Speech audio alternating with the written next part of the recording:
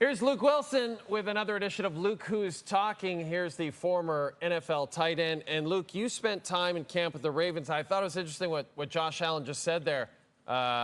Make no mistake about it, Lamar Jackson can throw the snot out of the football. You're one of the first people who said that to me about Lamar Jackson. People think of him as just a runner, but you were always very impressed with his arm. Yes, he's got a tremendous arm as far as strength goes. I think he's very accurate as well. And he can really throw fastballs. Like, he'll sit back there, be comfortable, Jay, and then out of nowhere, you've just got an absolute heater coming at you. So I think my short time with Lamar, obviously his personality, his athleticism jump out, but he can definitely sling that ball around pretty good. And then Josh Allen, Monday, after the Bills win, Luke, said that it was nice to play with players who don't care about stats or touchdowns. Gee, I wonder who he was talking about. Could it have been Stefon Diggs, who went to Houston in the offseason? Do you think this year's Bills offense, Luke, is actually better than the last few years when Diggs was in Buffalo? So, Jay, I don't know why he would say that. It could be one of those things where, you're a quarterback, you get into these interviews and you become, in robot mode. And that's just not quarterbacks. Again, I'm guilty as charged. Sometimes you're just repeating the same few things. To me, that's almost a shot more so at, Ken Dorsey than Joe Brady. And what I mean by that is his old offensive coordinator would be the one calling plays for Stefon Diggs. Hey, we're going to scheme him up here. We're going to put Stefon in the slot. We're going to motion him over, try and get this matchup. We want you to throw it here.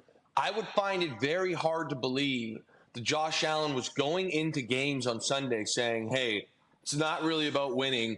I don't really care about taking what the defense gives me. I need to make sure Stefon Diggs gets his touches. To me, it's probably a week-long thing where the OC feels pressure. So, again, I don't know if I would take that as a shot at Stefon Diggs. But to your question of do I think that the Bills' offense is playing the best they played, I would say yes.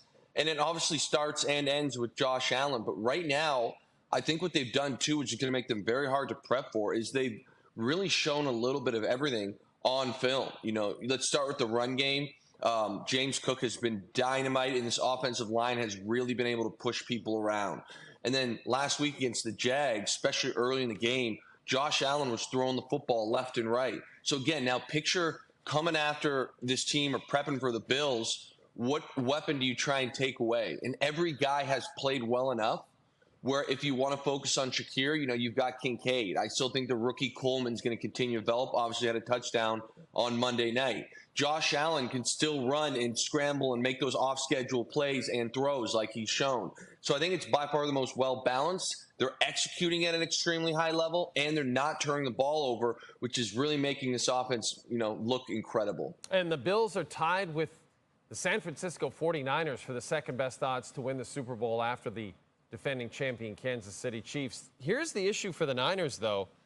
Now Brock Purdy's dealing with a sore back. They've got a ton of injuries, including Christian McCaffrey, who's off in Germany trying to figure out what's wrong with him. How much trouble do you think these Niners are in right now, Luke? Jay, injury trouble, yes, it looks bad, but I'm not going to sit here and say that I'm panicked or do I think they're in trouble specifically because of their schedule. They've got New England and Arizona as their next two games. And to me, they are a much, much better football team than both of those teams and should win both games. So you sit here and you say, okay, it's not our best foot forward, but I do think Purdy's going to play. We're going to make sure his back is monitored. We got to take care of New England. And then all of a sudden you're hoping to get Debo back.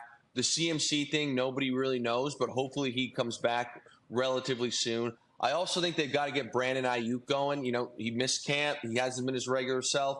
That certainly should happen soon. I don't think he's washed by any means. So now all of a sudden, if you can get by New England and then you got Arizona, again, anything can happen in this league. Obviously, we've seen that through the first 3 weeks of the season. But if there's a team to play right now, it's New England. And then the following week against Arizona, a team that on paper you're much better than, I think they'll be just fine. We have Cowboys and Giants this Thursday night at MetLife Stadium. Cowboys coming off a couple of real rough losses, Luke. The Giants coming off their first win of the season. I got to ask you, if the Cowboys lose to the Giants this Thursday, are you ready to write them off at this point?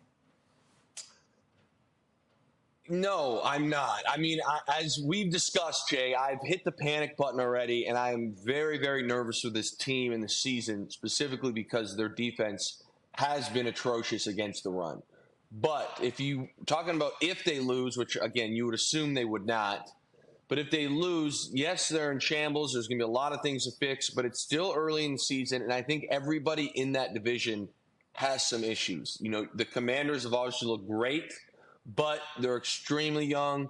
You know, Dan Quinn's first year there, I think that that's not necessarily a tremendous football team yet. The Giants, even if they do win on Thursday, I think we can all agree they have a lot of issues as a football team and will probably lose a lot more games this year. And then you go to the Eagles, who I think on paper are the best team in this division, but they've kind of been all over the map their first 3 weeks too. A couple bad performances on defense. Last week they had a good performance on defense and a subpar performance on offense. They've got a turnover problem. They've also had some injury problems. So Cowboys fans, if you do lose Thursday, which would be terrible, I'm not ready to write off the season just yet. There you go, Cowboys fans, and especially you, our friend Pierre LeBrun. You can rest easy now.